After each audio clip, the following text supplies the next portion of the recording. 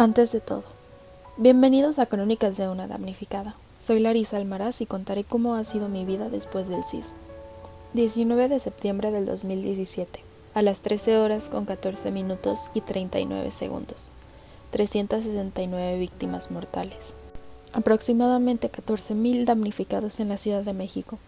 Epicentro a 8 kilómetros al noroeste de Chiautla de Tapia, Puebla, con una profundidad de 51 kilómetros. Y a una distancia de 118 kilómetros de la Ciudad de México.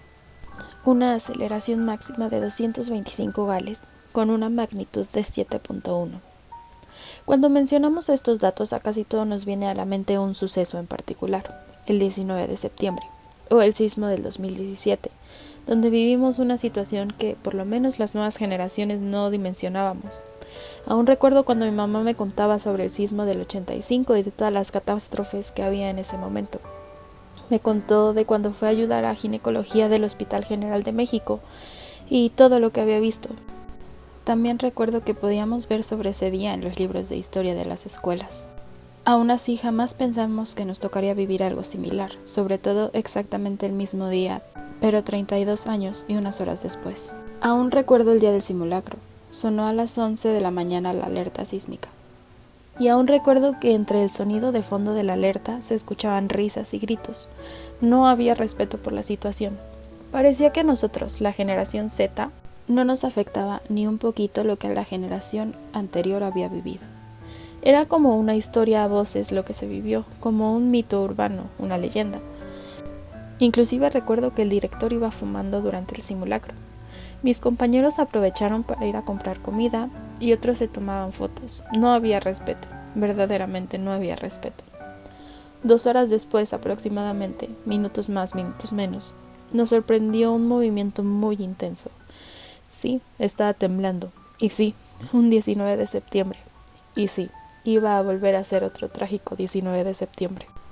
Pero antes de ahondar más en el fatídico evento, debo contar la historia antes de eso y cómo fue que marcó mi vida.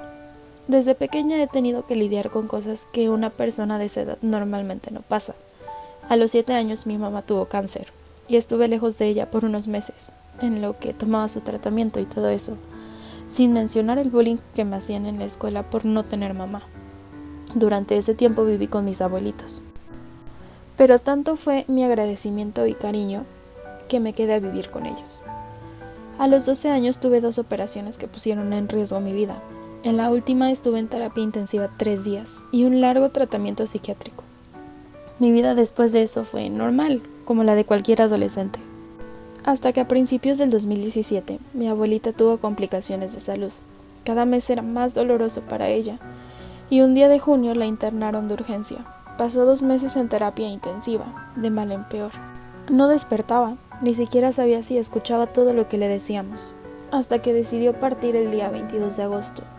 Fue un golpe muy fuerte para mí, ya que era como mi mamá, pues después de los 7 años viví con ella y con mi abuelito.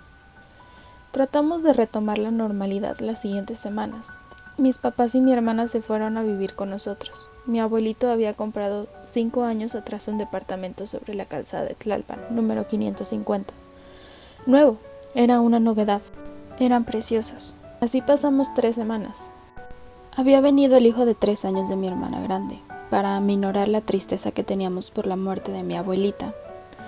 Ese día yo me encontraba en una plaza cerca de mi escuela, con mi novio.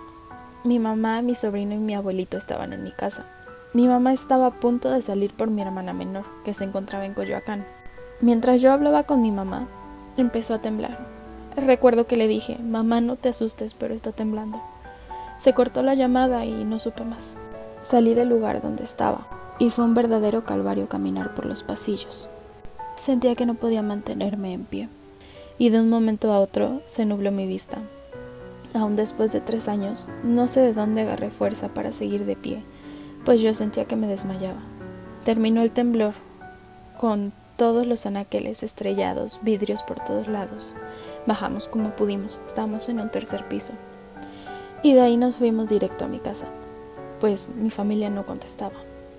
Hicimos como 20 minutos caminando. Cada vez sentía más miedo. Sentía que los edificios se habían caído, que eran unos edificios de 16 pisos. Ya estaba a una cuadra de la calzada de Tlalpan y mi miedo me invadió, así que dejé que mi novio se adelantara. Y como vi que no tenía una mala reacción, supuse que las cosas estaban bien. Así que seguimos avanzando y llegamos al predio. Había mucha gente, pues era un predio de 4 torres, en total 390 departamentos.